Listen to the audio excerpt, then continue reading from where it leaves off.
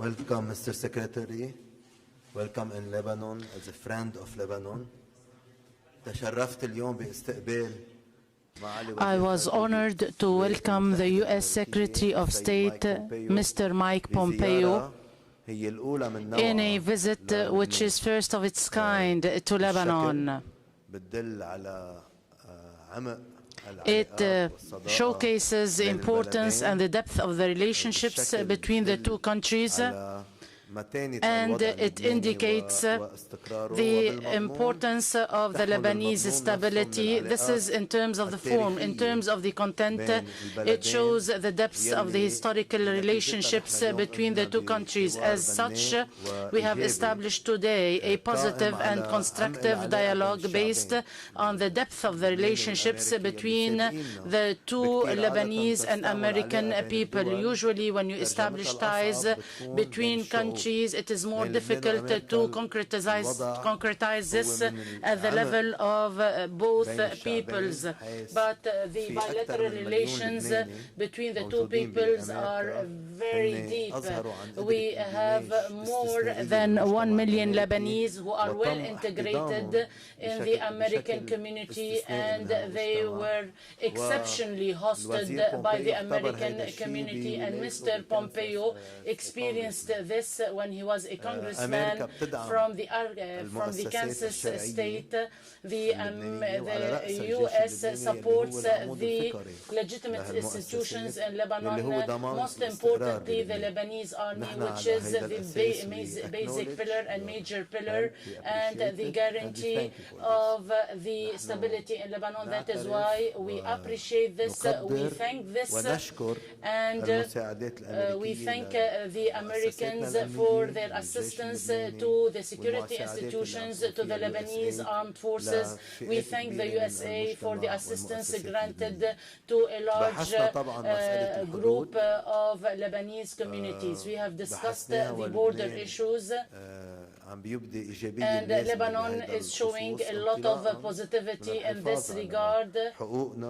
And as a basic for that, the Lebanese sovereignty, and as you know, my personal position is very clear, and the position of whom I represent is a positive position, and there is an opportunity to recover the rights of Lebanon, the lands of Lebanon, without any concessions, and this allows Lebanon to achieve a diplomatic and political victory. The political and diplomatic victory is equivalent to any kind of other victory. On such a basis, we can achieve this without making any concessions, whether on the land or in the sea, regarding the oil and gas resources, and we will exert a lot of efforts with internal parties in order to secure the rights of Lebanon. As for the oil issues, it is a personal issue that I worked on as a former Minister of Energy for a certain period, and at a certain time we were able to convince the U.S. companies to take part in the bidding processes,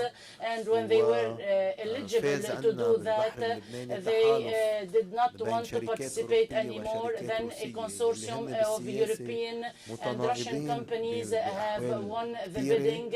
They were coming, of course, from different countries, and as you know, there are sanctions imposed between the EU and Russia. As such, I invite the American companies to take part in the bidding processes related to this field in Lebanon, and we invite as well the American companies to take part in the light of the alliance between Russia and the USA. But of course, this would increase stability, and this would secure more stability in Lebanon. Lebanon, with multi-diversity, is open with its diversity to all. I have reiterated our commitment to 1701 resolution and secure tranquility at the southern borders and to stop the recurrent Israeli violations, which are around 1,800 per year, and reiterated the natural right of Lebanon to defend itself and to resist the occupation of its land and any aggression against its people, and it is a sacred right in the international treaties and instruments. We discussed as well the diversity of Lebanon in this east, and the USA invites us on a yearly basis to an interfaith dialogue conference. That is why I reiterated our desire to cooperate with the USA in order to hold this conference and to reject unilateralism and to secure the diversity of Lebanon, which is an unprecedented model in order to counter terrorism. We cannot counter terrorism with unilateralism, but with diversity, and the crimes perpetrated in New Zealand show the legitimacy of our position. The extremism leads to extremism, while tolerance coupled with international laws and instruments is a remedy for extremism. It is the one that paves the way for dialogue, for peaceful coexistence and sound coexistence between populations. I also discussed the issue of the displaced, and I explained to His Excellency Mr. Pompeo the risk and the danger of the presence of the displaced to the unique presence of the Lebanese entity, and I established a comparison with regards to the presence of the Syrian displaced in Lebanon. For Kansas, that has 2,700,000 US citizens. If I apply the number of the Syrian displaced and the Palestinian refugees in Lebanon, which are 200 per square kilometer, it is equivalent to around 2 million Canadians in Kansas, and this is not related to the brotherhood ties between countries. This shows that one American state would have to host 1.5 the number of the inhabitants of Canada, and this is unbearable for any country, especially for Lebanon. As such, we have requested your support for the safe and decent return of the Syrian displaced without having it as a voluntary return, because the requirements for the return and the completion of these requirements do not give the displaced any choice to stay. When such requirements are fulfilled and secured, the return should take place. All in all, we did not talk about a forced and collective return. We are hosting those displaced, but it is time for their return, and this is in the interest of Lebanon.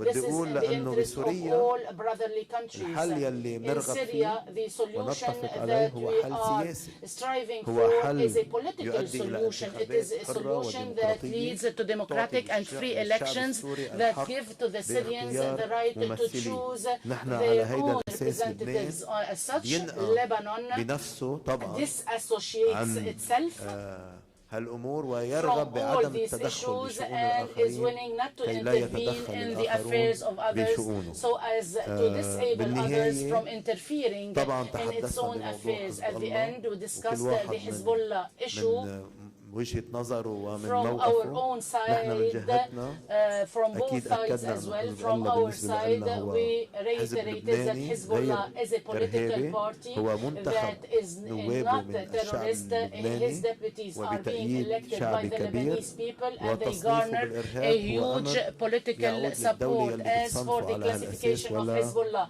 as a terrorist group, it is not our classification. It is a classification of the country that wants to do that, but we are attached to our national unity, and we are attached to the fact that this should secure good relations with the USA.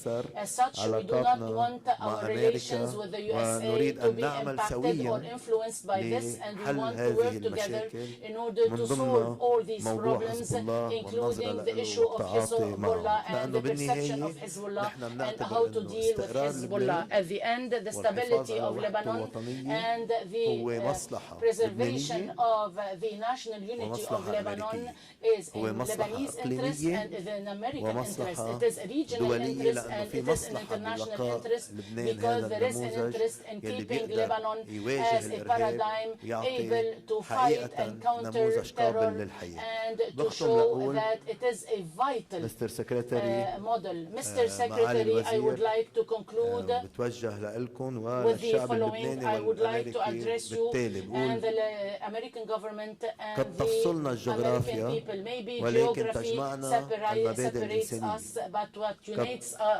us are human principles. What can separate us is the principle of resistance, but what unites us is a struggle for freedom. What separates us is unilateralism, but what unites us is the acceptance of the others. That is why Lebanon will remain unique in its diversity, in its rebellion, in its freedom, and it won't be at any time a fertile soil for terrorism, but a resistance to such terrorism. We won't change our nature, our diversity, and Lebanon won't be unilateral, but it will remain diversity. Please show priority to the friendship with Lebanon and let us work for its stability and unity. Thank you, Your Excellency. Thank you. Thank you, Mr. Foreign Minister. Thanks for hosting me here today. It's great to be returning to Lebanon for I think the third or fourth time, but the first time as Secretary of State. As the Foreign Minister said, I represented South Central Kansas, home to a thriving population that came to the United States in the 1890s. Successful entrepreneurs, doctors, leaders, capable immigrants that came to the United States and integrated successfully. It's that same flourishing that we see of the Lebanese people in South Central Kansas that we hope for everyone here in this great country. I had the chance to meet today with President Ayoun, with Speaker Berry, with the Prime Minister, and now with the Foreign Minister. I have other meetings on my schedule for later today and tomorrow. In each of my discussions, Lebanese leaders conveyed their hopes for a better future of peace and security and prosperity for their country and for their people. Every citizen of Lebanon should know that the United States wishes precisely the same. But we have to confront the facts. Hezbollah stands in the way of the Lebanese people's dreams. For 34 years, Hezbollah has put the Lebanese people at risk with unilateral, unaccountable decisions on war and peace, and life and death. Whether through political promises or outright intimidation of voters, Hezbollah sits inside the National Assembly or other state institutions and pretends to support the state.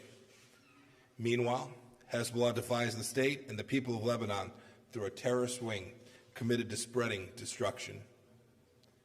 Hezbollah's armed campaigns are squarely opposed to the interests of the Lebanese people. How does the expending of resources and lives of those constituents in Yemen, Iraq, and Syria help the citizens of South Lebanon, Beirut, or the Bekaa Valley? How does stockpiling tens of thousands of rockets and missiles in Lebanon territory for use against Israel make this country stronger? Moreover, Hezbollah does these nefarious activities at the behest of the Iranian regime. Its foot soldiers serve at Tehran's bidding. Hezbollah and its illegitimate militia put the entire country of Lebanon on the front lines of Iran's misguided proxy campaigns. Rest assured, Hezbollah's Iranian patrons don't want the status quo in Lebanon to change. They see peace, prosperity, and independence for Lebanon as a fundamental threat to their political interests and their hegemonic ambitions.